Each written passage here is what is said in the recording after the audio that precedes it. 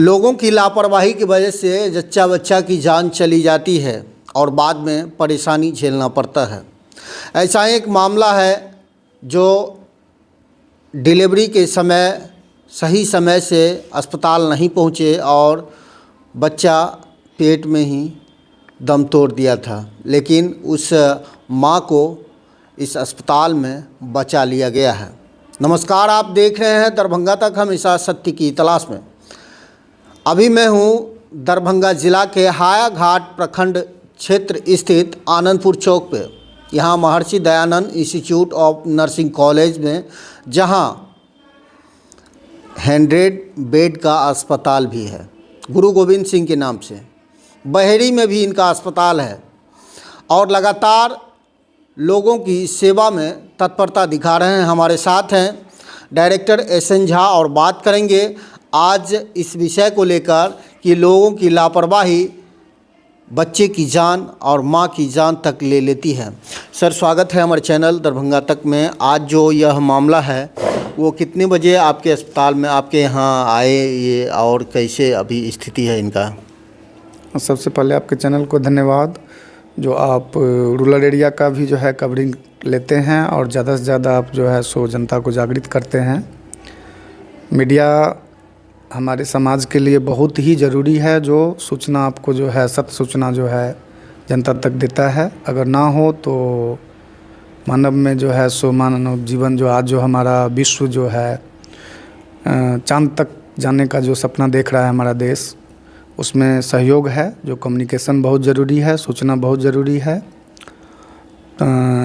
Actual है क्या, जो सरकार के तरफ से तो जितने भी योजना है उसमें महत्वाकांक्षी योजना जितने भी सरकार के, चाहे भारत सरकार का हो या राज्य सरकार का हो, स्वास्थ्य का हो या शिक्षा का हो, या जितने भी सरकार का योजना मानव सेवा के लिए है वो दिया गया है। और हमारे देश के प्रधानमंत्री माननीय नरेंद्र मोदी जी के द्वारा जो है 2021 में ये पोर्टल बना था सुरक्षित मातृत्व योजना करके, जिसमें उनका सपना था जो जितने भी रूरल एरिया है या अर्बन एरिया है, विशेषकर रूरल एरिया, उसमें आपको 0 मंथ से लेके 9 मंथ तक का जो है पूरा जांच से लेके ओपीडी से लेके एएनसी से लेके जितने मेडिसिन्स या अल्ट्रासाउंड या एम्बुलेंस, सारा सुविधा जो है गवर्नमेंट की तरफ से फ्री ऑफ कॉस्ट दिया जाता है। चाहे वो दरभंगा ज़िला का मेडिकल कॉलेज हो या प्राथमिक स्वास्थ्य केंद्र हो या सीएससी हो या पीएससी हो, सभी पर सरकार के लेवल पे जो है ये सुविधा है। हमारा जो संस्थान है Maharshi Dayanand institute of nursing, जिसमें नर्सिंग ट्रेनिंग प्रोग्राम है, जिसमें 2 साल का एएनएम है, 3 इयर्स का आपको जनरल नर्सिंग मिडवाइफरी जीएनएम है, और 4th ईयर का स्नातक कोर्स है बीएससी नर्सिंग, जो आर्यभट्ट विश्वविद्यालय से भी मान्यता प्राप्त है। और अभी जो रिसेंट माननीय मुख्यमंत्री जी जिसके चांसलर हैं, स्वास्थ्य विश्वविद्यालय के नाम से पटना में पुनिठापुर में है, जिनसे मेरा संबंधता है, एफिलिएटेड है। हमारा बैच आपको 2022 से बीएससी का स्टार्ट हुआ और एएनएम 2017 में, और जीएनएम जो है सो आपको 2021 से सत्र आरंभ है। बैच एपियर है।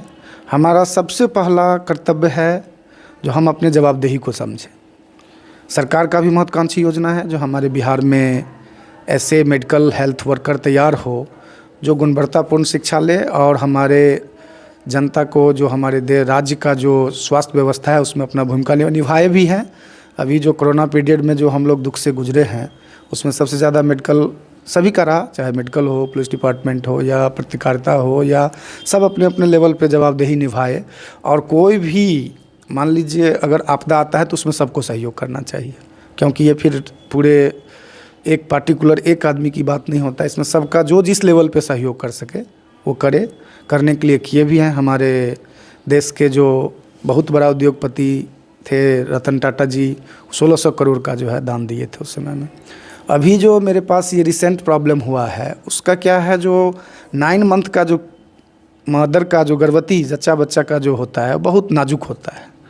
उसमें आपको हर मंथ जो उसका एएनसी का जो है सरकार की तरफ से भी फ्री है, मेरे यहाँ भी फ्री ओपीडी है जिसमें हम कोई चार्जेज नहीं लेते हैं।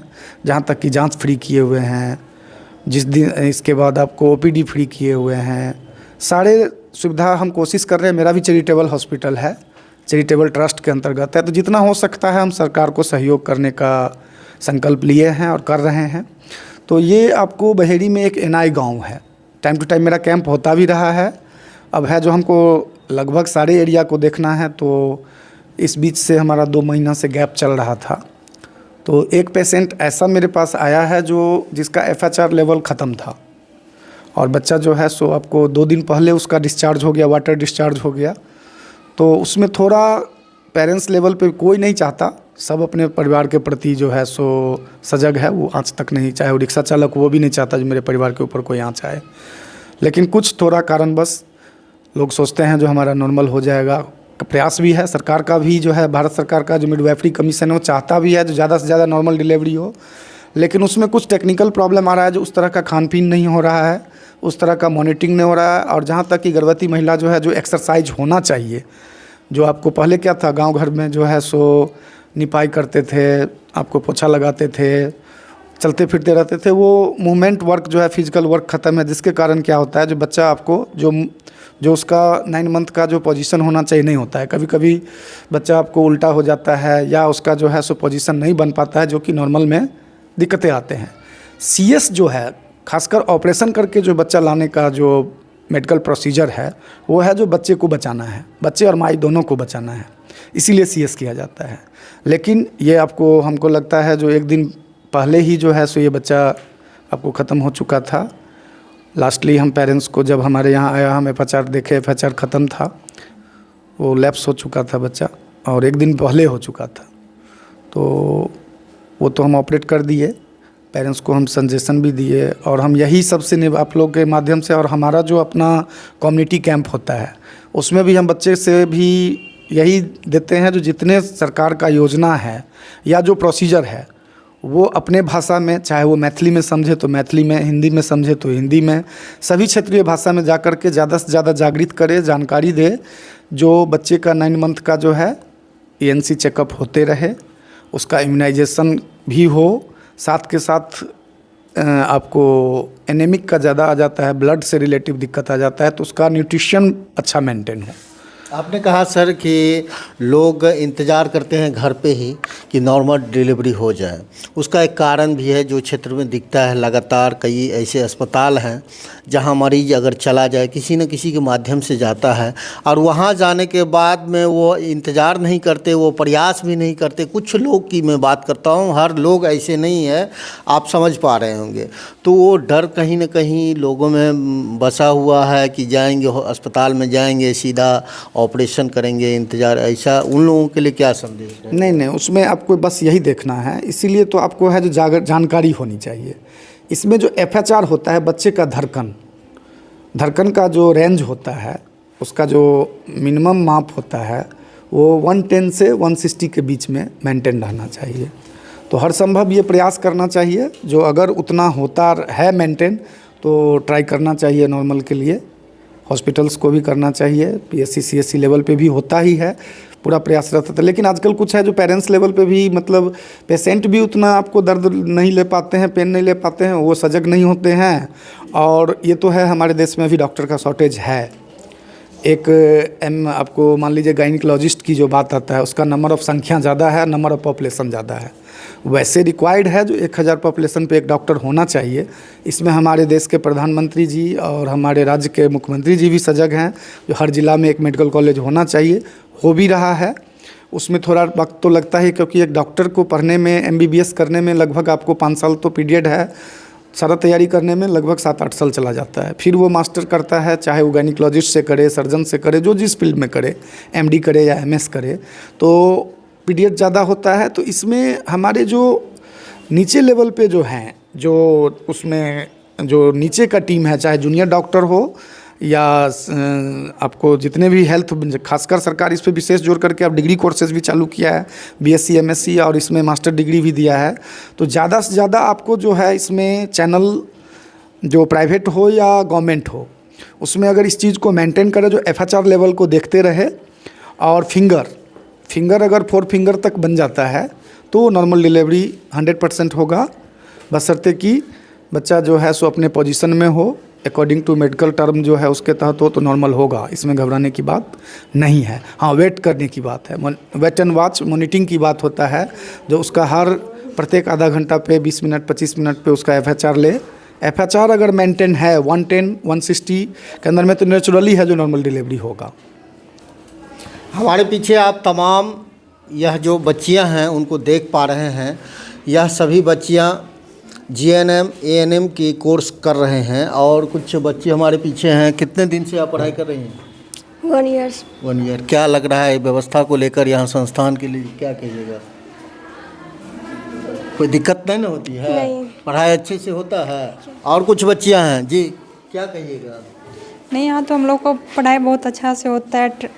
ट्रेनिंग नहीं अभी नहीं मिली है, लेकिन अब हम लोग जाएंगे DMCH ट्रेनिंग के लिए। DMCH। आप कहाँ जा रहे हैं ट्रेनिंग के लिए? DMCH जाएंगे। देखिए दोस्तों, कुछ ऐसे संस्थान हैं वो डिग्री बांटते हैं, लेकिन जो बच्चे हैं उनको डिग्री के साथ में जो प्रैक्टिकल होता है जानकारी, क्योंकि कहीं भी ये लोग अटेंड करेंगे मरीज़ को तो इनको जानकारी होनी ज़रूरी है। अगर जानकारी नहीं रहेगी, केवल डिग्री पे नौकरी हासिल भी कर लेंगे किसी परिवी के तहत, तो यह सही से इलाज नहीं कर पाएंगे। और जैसा कि लगातार देखने को मिल रहा है खबरों के माध्यम से, जच्चा बच्चा को लेकर या अन्य बीमारी से ग्रसित मरीज को कि कुछ न कुछ हो जाता है, लापरवाही। सर, जो क्षेत्र की जनता है उनके लिए क्या संदेश देना चाहेंगे? चूँकि आपका भी चैरिटेबल ट्रस्ट है और लगातार जो बच्चे जो अभिभावक आपसे जुड़ना चाहते हैं, अपने बच्चे को आपके संस्थान में पढ़ाना चाहते हैं, उनके लिए क्या संदेश? मेरी तरफ से आपको ओपन है। जो सरकार का गाइडलाइन है, जो सरकार का मापदंड है, उसके तहत 50% तो मेरा मैनेजमेंट कोटा है, 50% गवर्नमेंट का कोटा है।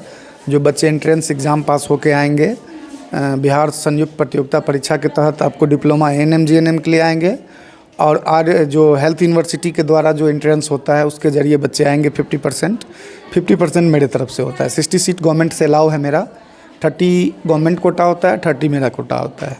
तो हम चाहते हैं जो ज़्यादा से ज़्यादा हमारे रूरल एरिया से बच्चा जुड़े। जो हमारा जो परेशानी हो रहा है या कठिनाई हो रहा है, मान लीजिए डिस्ट्रिक्ट लेवल पे तो सुविधा है, लेकिन ब्लॉक लेवल पे, ग्रामीण लेवल पे थोड़ा पॉपुलेशन भी है, दिक्कत हो जाता है। तो वैसे भी भारत गाइडलाइन है, IPH गाइडलाइन के तहत है, WHO के तहत, जो आपको एजेंट पे तो आपको डॉक्टर्स का है पॉपुलेशन पे, लेकिन जो हमारा हेल्थ वर्कर का जो गाइडलाइन है 669 पर एक हेल्थ ऑफिसर्स होना चाहिए। तो गवर्नमेंट कर भी रही है। हमारे बिहार सरकार की तरफ से 2015 से लेकर अब तक के दरमियान 300,000 पर 20-25,000 जो है सो बहाली गवर्नमेंट नियमित कर चुकी है और प्रयास में है गवर्नमेंट। हमारे राज्य के हेल्थ मिनिस्टर मुख्यमंत्री जी का विशेष फोकस है स्वास्थ्य विभाग पे, हर विभाग पे है, लेकिन स्वास्थ्य थोड़ा ज़्यादा सीरियस हो जाता है क्योंकि ज़िंदगी की बात है, जान है तो जहान है। मेरा ये तो है ही बच्चे के एडमिट, और खासकर हम आपको स्वास्थ्य के प्रति जो है हमारा जो कैंप है वो village area to village area, हमारे बच्चे आपको जाकर के डोर टू डोर जाकर के आपको सर्वे करेंगे, और ज़्यादा से ज़्यादा जो है सरकार का जो महत्वाकांक्षी योजना है या जो भी स्वास्थ्य से रिलेटिव सुविधा है वो आपको बताएंगे। और हमारे यहाँ भी ये सुविधा फ्री है, जो आपको OPD फ्री रहेगा, और ना हमारे यहाँ जो नॉर्मल फीस होता है उसी पे हम आपको CS भी करके दे देते हैं। विशेष ज़्यादा केयर पे मेरा ध्यान है, और ये सब चैरिटी के तहत है। ये तमाम बच्चे जो हमारे पीछे देख रहे हैं आप स्क्रीन पर, यह आने वाले दिनों में बिहार को मजबूत बनाने के लिए पढ़ाई कर रहे हैं, और मेडिकल के क्षेत्र में बिहार का नाम नंबर 1 पे आएगा। इसके लिए हमारे साथ सर हैं, वो भी प्रयासरत हैं। सरकार एवं कई संस्थान इसमें लगे हुए हैं। आपके क्षेत्र से जुड़ी कोई समस्या, घटना, दुर्घटना की जानकारी चैनल के दिए गए नंबर पर दे सकते हैं। पूरे खबर में आप अपनी प्रतिक्रिया कमेंट बॉक्स में ज़रूर लिखें। बने रहिए दरभंगा तक में रमन जी के साथ। मिलते हैं अगले खबर में, तब तक के लिए जय हिंद।